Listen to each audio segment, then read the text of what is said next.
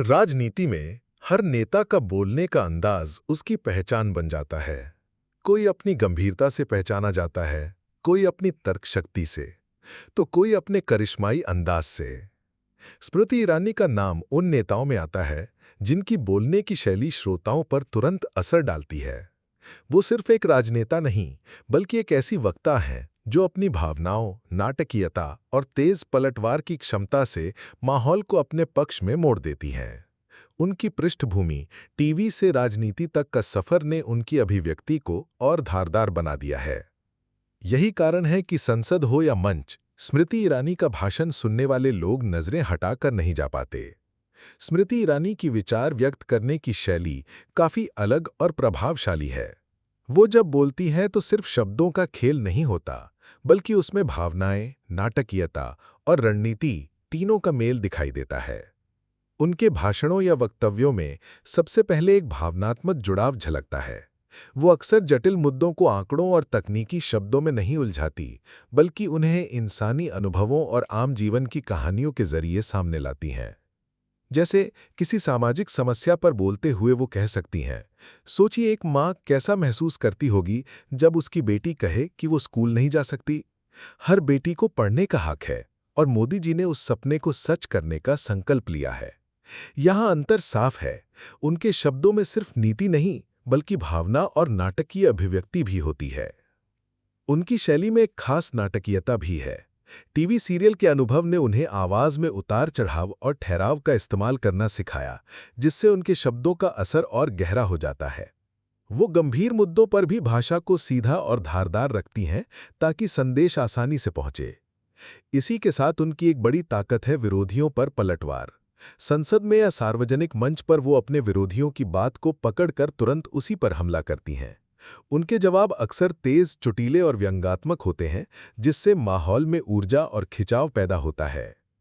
स्मृति ईरानी का एक और बड़ा गुण है अपने जीवन की कहानी का इस्तेमाल। उन्होंने अक्सर अपने सफर, एक मध्यम वर्गीय लड़की से लेकर टीवी अभिनेत्री और फिर राजनीति तक का जिक्र किया है। इससे उनके शब्दों में प्रामाणिकता और प्रेरणा का भाव आता है। साथ ही उनके भाषणों में भारतीय संस्कृति, परिवार और राष्ट्रवाद की झलक भी गहरी होती है, जो आम जनता के मूल्यों से जुड़ जाती है। उदाहरण के लिए अगर विषय है महिला शिक्षा, तो एक सामान्य राजनेता कहेगा, महिला शिक्षा भारत के विकास के लिए आवश्यक है और सरकार इसके लिए योजनाएं लागू कर रही है। लेकिन स्मृति ईरानी कहेंगी, एक माँ का दिल टूट जाता है जब उसकी बेटी कहती है कि वो स्कूल नहीं जा सकती। हर बेटी को पढ़ने का हक है और मोदी जी ने उस सपने को सच करने का संकल्प लिया है। यहाँ अंतर साफ है, उनके शब्दों में सिर्फ नीति नहीं, बल्कि भावना और नाटकीय अभिव्यक्ति भी होती है। स्मृति ईरानी की बोलने की शैली को अगर हम अपने जीवन में अपनाना चाहें तो ये कई अलग-अलग सेटअप्स में काम आ सकती है। सबसे पहले, उनकी सबसे बड़ी ताकत है भावनात्मक जुड़ाव। जब वो बोलती हैं तो सीधे दिल को छूने वाली भाषा का इस्तेमाल करती हैं। इसी अंदाज को हम ऑफिस में किसी प्रोजेक्ट या आइडिया को प्रस्तुत करते समय इस्तेमाल कर सकते हैं। सिर्फ आंकड़े और डेटा गिनाने के बजाय अगर हम ये बताएं कि इस काम से लोगों की जिंदगी में क्या बदलाव आएगा, तो बात ज्यादा असरदार होगी। परिवार में भी यही तरीका अपनाया जा सकता है। बच्चों या जीवनसाथी को कोई बात समझाते हुए अगर हम सिर्फ नियम थोपने की जगह ये दिखाएं कि हमारा सुझाव उनके भले के लिए है, तो वे बात को ज्यादा आसानी से स्वीकार करेंगे। उनकी शैली का दूसरा पहलू है नाटकीयता और टोन का उतार चढ़ाव। ईरानी अक्सर बोलते समय ठहराव और आवाज के बदलाव का इस्तेमाल करती हैं, ताकि लोग ध्यान से सुने।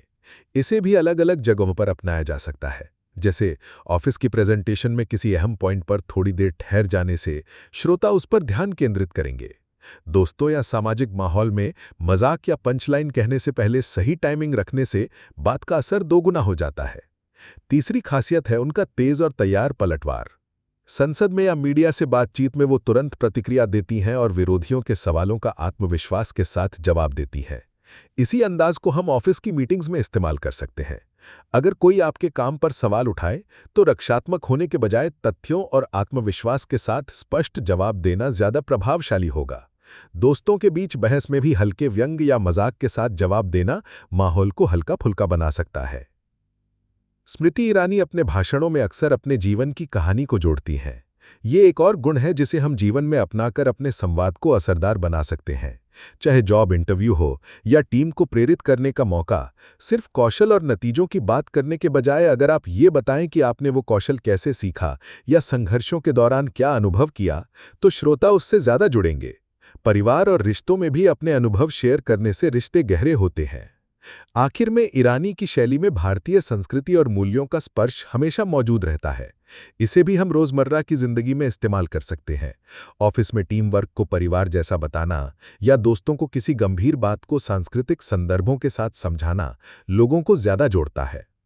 अगर कोई इस शैली का अभ्यास करना चाहता है तो एक आसान तरीका है। किसी भी मुद्दे पर 2 मिनट बोलिए, उसमें एक कहानी या उदाहरण जोड़िए, 2 जगह ठहराव लीजिए और अंत में एक भावनात्मक या प्रेरक वाक्य कहिए। उदाहरण के लिए, अगर विषय है टीम वर्क, तो आप कह सकते हैं, जब मैं छोटा था घर में कोई काम अकेले नहीं करता था, सब मिलकर करते थे। आज ऑफिस भी मेरे लिए वही परिवार है। अगर हम सब एकजुट होंगे तो कोई भी चुनौती बड़ी नहीं रहेगी। इस तरह अभ्यास करके आप भी धीरे धीरे स्मृति ईरानी की तरह बोलने का अंदाज विकसित कर सकते हैं।